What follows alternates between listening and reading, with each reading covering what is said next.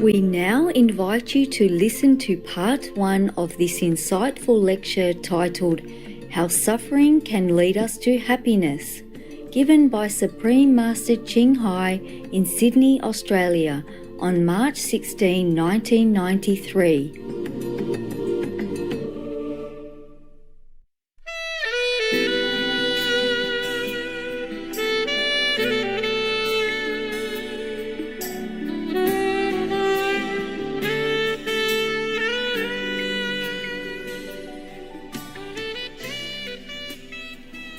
Good evening, my brothers and sisters.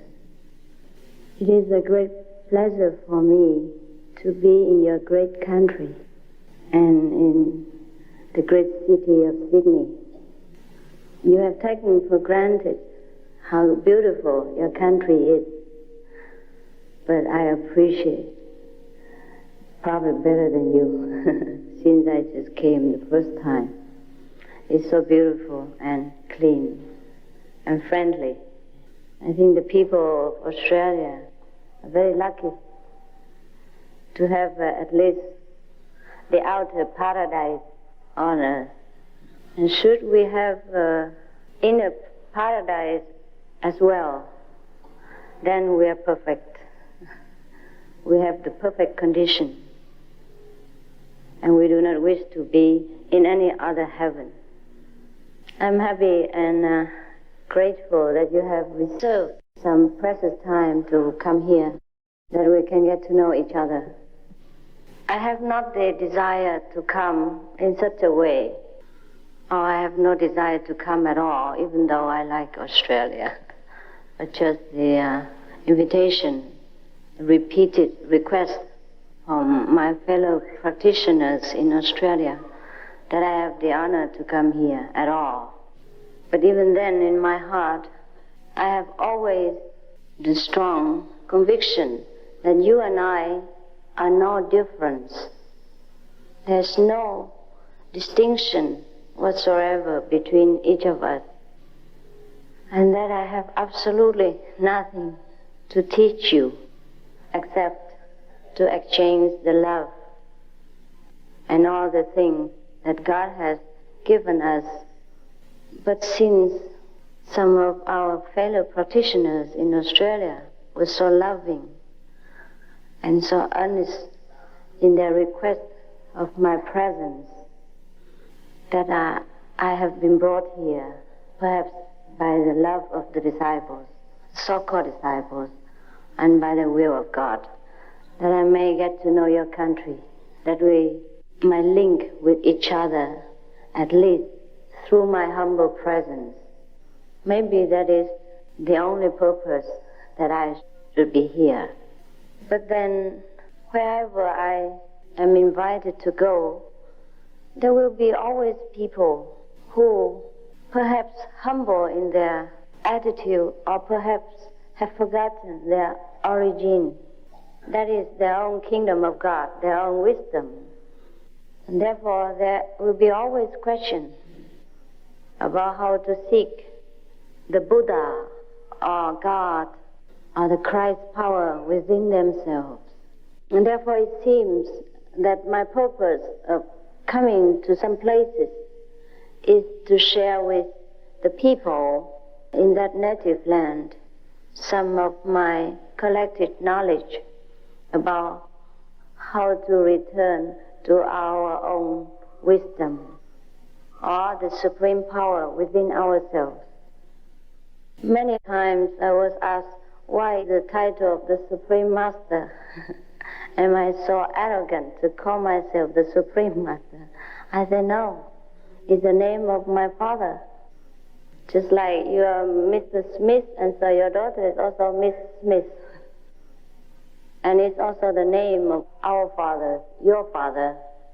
And so you can also call yourself the Supreme. I actually forgot all about it, but just people keep reminding me. Now, in this world, we have found a lot of suffering as well as happiness. And most of the people would like to know why there is suffering and how to find happiness. The question to me is not to eliminate so much of the suffering and not to gain more happiness, but to gain the supreme power through which we see happiness and suffering as just a stage play. And then we will see things in life just as we see the movie. We may have a little emotion through the characters in the movies, but we will not be overwhelmed by this emotion and get drowned in this emotion. So therefore, the difference between a so-called enlightened person and a so-called non-enlightened person is the strength, is the outlook for the different phenomena in this world, as well as the world beyond. When we say the world beyond, it is actually not correct, because there is no world beyond. Every word is within us. And when we say within, it's also not correct, because there is no outside and no inside. But because of our human language, we have to express it somehow, the inner feeling or the inner intuitive understanding. Actually, there is a very strange feeling after enlightenment, because you feel that everyone is all right the way they are. And you know that everyone has this supreme power within themselves, or the Buddha nature within themselves. And why don't they know it? And therefore identify themselves with the suffering within and without. But because of that, many of people of the world like to seek enlightenment so that they know. After enlightenment, you were just the same as before. But there's only one difference, is that you accept everything that comes to you. And everything is given to you is holy. And everyone else is holy. Even though maybe in the course of teaching or guiding, the enlightened person might point out some direction that perhaps is useful for the true seekers after the kingdom of God. Therefore, we have heard of perhaps vegetarian diet, or the 10 precepts in the Bible, the 5 precepts of the Buddhists, etc. These are the helping factors for the spiritual seeker, so that he or she may achieve the quicker result and the safest way to attain the so-called liberation. If we had known that we are already liberated, perhaps these things are not absolutely necessary. But because most of us do not know that we are liberated, therefore we need some tools like meditation practice, vegetarian diet, and ethical precepts. Sometimes people give bargaining, saying, well, I want the initiation, but no precept and no vegetarian. Is that all right? I said to him, it is all right, as long as you want to play the football with other people, but bring along the tennis ball or tennis equipment. And then you would not be playing football at all. Then the game is spoiled, and you yourself will not be enjoying the football game, but just being in a messy condition. There is such thing as enlightenment, as long as we are still in the ignorant state of mind. That means we do not know that we are enlightened. Then we need enlightenment. What for enlightenment? So long as we still want to seek peace and happiness within ourselves and to grant this happiness to other people, we need enlightenment. Should we think this world is perfect the way it is, and we still continue to go on without caring whether we will be here next, will be reborn again as what or not, and of course we do not need. If we still care for the welfare of the world and peace in this earth, of course we need enlightenment. Before my so-called enlightenment, I was having a very so-called good life, very harmonious. Well, I mean, not 100%, but comparable to other harmonious life. And there was nothing that I need or desire to have, which I don't already have. But somehow, there are many things in this life, like richness, fame, health, happy marriage, friends, etc., do not seem to completely fill the emptiness within our heart. That is because we are lacking the knowledge of our own super wisdom. After we have found our own super wisdom, maybe we still continue to serve a household life, to enjoy our marriage, to raise our children, to fulfill our social obligation. But the total outlook is completely different from before. We'll be contented. The contentment that I have mentioned is not similar to the contentment that we feel after we eat a nice meal or maybe meet a good friend or having a very merry party. Because this contentment is everlasting. Whether we have a party or not, whether we are married or not married, whether we have a good position or not good position, whether we are wealthy or we are not wealthy, whether we are in good health or we are in illness. This stability of mind, this peacefulness of our own being will be achieved only if we are enlightened. The cause of all suffering is not through an external condition, but it is truly from our own attitude.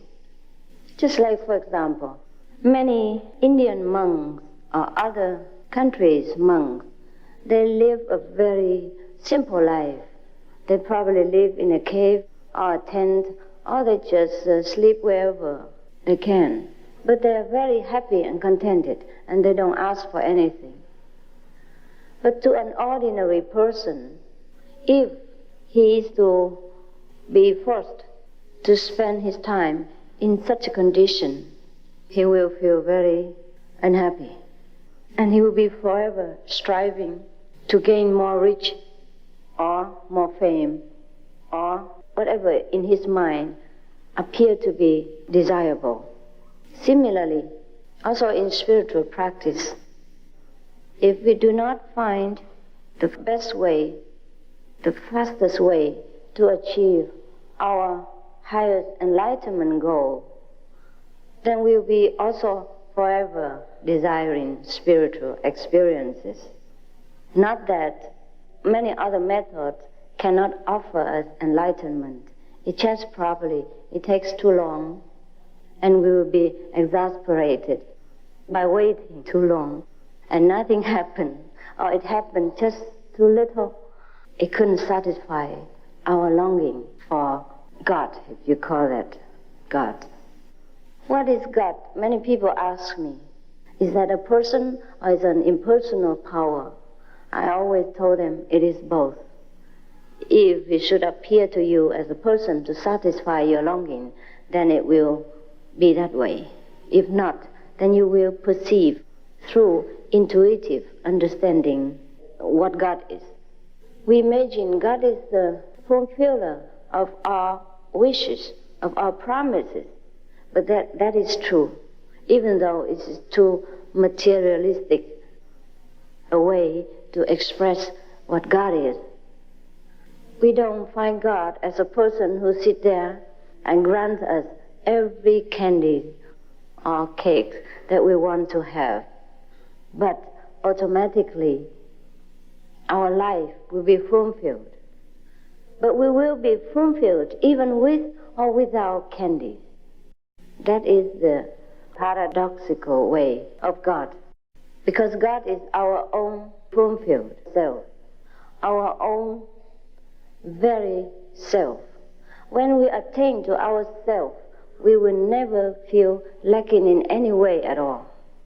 And all those so-called cities power mean the supernatural power of any kind will automatically come to us. Most of the masters do not advocate supernatural power for fearing that we attach ourselves too much to the spiritual materialism, and therefore we have not the interest and the strength enough to go further into a higher realms of realization. In India there was a story about a king. He was a very good king and loving to his subject. Now one day he arranged that all his possessions, treasures, will be given to the people at large. Whoever needs anything can just come and satisfy him or herself at the exhibition without any condition at all.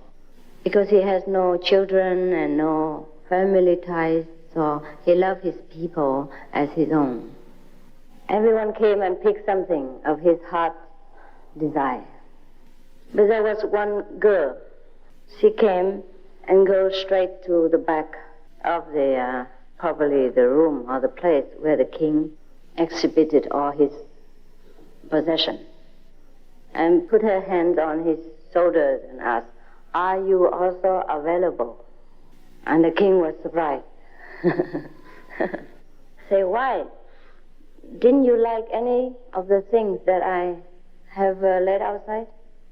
So the girl said, "No, I only like you."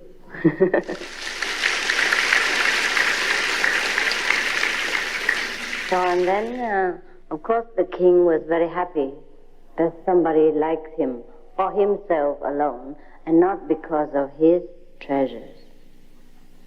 Of course, then the king availed to her, and then they got married, something like that. Live happily ever after, as we should be. And you know what happened? The girl did not want anything, but the whole nation belonged to her, including all these subjects and all these objects. Therefore, in our path, we also do not advocate the miracle power. Doesn't mean we don't have. After the great enlightenment, or even small enlightenment, we have all the powers that we want. But then we will have so much that we don't even know how much power we have. Instead of clinging to a corner of the house, we have the whole house and included that corner. Some people, before coming to learn this immediate enlightenment method of the heavenly light and sound, they have also tried to practice in many other meditational ways. And they have also achieved probably somewhat of the city's power, or the power of seeing very far away, or hearing something which is not in the vicinity. For example, I sit here and I can see what happened in London, or I can hear what happened in Paris. Yes, this is so-called city powers. Or probably we can read the other people's mind, see what he's thinking about us. Yeah. Wow, this is probably good for the spy, for the people who are doing 007 or something like that. But then after they have become initiated into our path, and somehow they lost these powers. Or maybe they have seen some better things or know better knowledge that they have begged the Master to take away this city's power from them. There were two reasons for this. First, probably they've gone too high, higher than the city power level. So they have overlooked the previous miracle that they have possessed. The second reason why they have not lost these powers and begged the Master to take them away, it is because they probably still cling to this power somewhat in their mind. And so the Master let them have the choice to forsake it themselves or not. Because after you have gone into a little bit further region of consciousness, a higher level of being, then you will feel that these cities, so-called power, are more hindrance than help to our spiritual progress. Therefore, we automatically do not want to use them. Suppose you sit here in samadhi, in a very tranquil state of mind, where you are in a super awareness of your true self, and you have no desire absolutely for heaven and earth. And then you see something happen in London, which is very gruesome, and then you can't do nothing about it. Would that make you feel comfortable? No, not really, right, you're correct. Yeah, you feel more frustrated, and then you get more upset, and you have tried to attain the state of peace of mind, and here you are, feeling very frustrated and miserable about somewhere else's condition, of which you cannot do absolutely anything at all. Or maybe you see to somebody else's heart or mind, or you see into your wife's heart and see that she's loving the neighbors and not you. And then could that be helpful when you're sitting in meditation? No. And suppose somebody bearing a lot of hatred against us, and then we have the power to penetrate his mind. That would be a very uncomfortable feeling for both. Because most of the people have sometimes very uncontrollable feeling, uncontrollable emotion within themselves, which might or might not have nothing to do with them. And if we get to know all these things, it's only useless. And then we always worry about this mundane level, and we can never get into the beyond in order to merge ourselves in the greatest wisdom. There are a lot of spiritual happenings in our century, and therefore it is good for us, very good for our people in this age, to know so much about the superpower within ourselves. But sometimes it also confuses us as to follow which direction, because mostly we will be tempted by the so-called immediate result, like a miraculous power or healing ability, and seeing through the walls, or walking in the space, etc. That we forgot what is the main purpose of practicing meditation or getting to know spirituality at all. It shouldn't be really.